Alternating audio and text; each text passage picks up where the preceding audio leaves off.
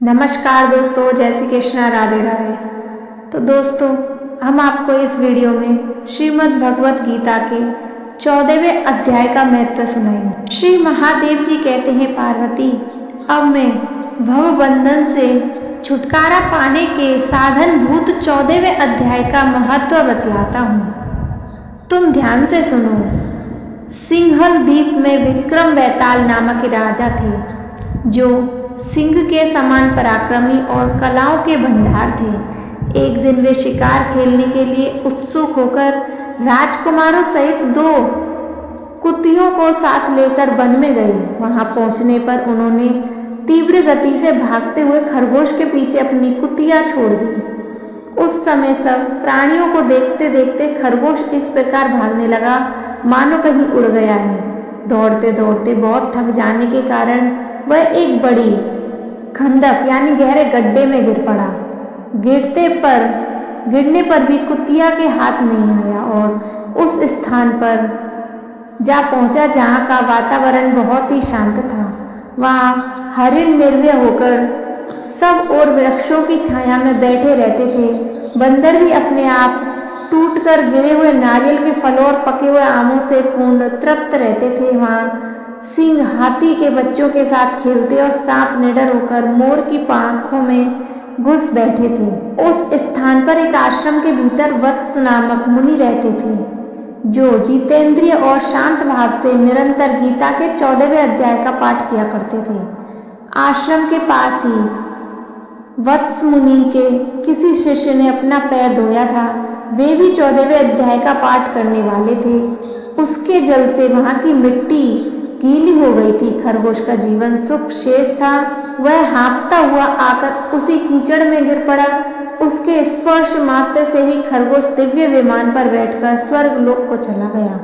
फिर कुतिया भी उसका पीछा करती हुई आई। वहां उसके शरीर पर भी कीचड़ के कुछ छींटे पड़ गए।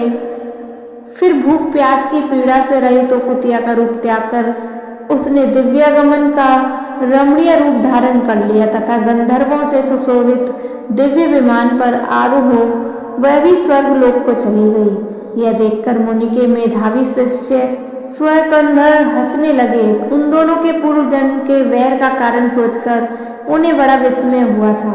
उस समय राजा के नेत्र भी आश्चर्य से चकित हो उठे।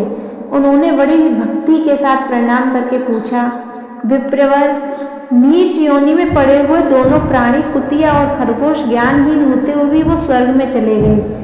इसका क्या कारण है? इसकी कथा सुनाइए। शिष्य ने कहा, भोपाल, इस वन में वत्स नामक ब्राह्मण रहते हैं। वे बड़े जितेंद्रिय महात्मा हैं। गीता के 14वें अध्याय का सदा जप किया करते हैं। मैं उन्हीं का शिष्य हूँ। मैंने भी ब्रह्म विद्या में विशेषज्ञ प्राप्त की है। गुरु जी की ही भांति मैं भी 14वें अध्याय का प्रतिदिन जप करता हूँ। मेरे पैर धोने के कारण, जल में लौटने के कारण यह खरगोश कुतिया के साथ स्वर्ग लोक को प्राप्त हुआ है।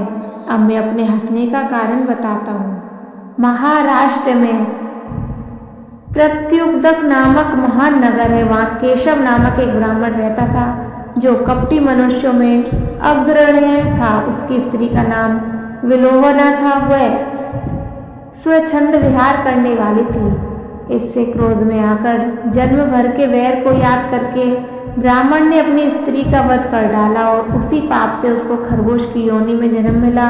ब्राह्मणी भी अपने पाप के कारण कुतिया हुई। श्री महादेव जी कहने लगे, यह सारी कथा सुनकर श्रद्धालु राजा ने गीता के 14वें अध्याय का पाठ प्रारंभ कर दिया।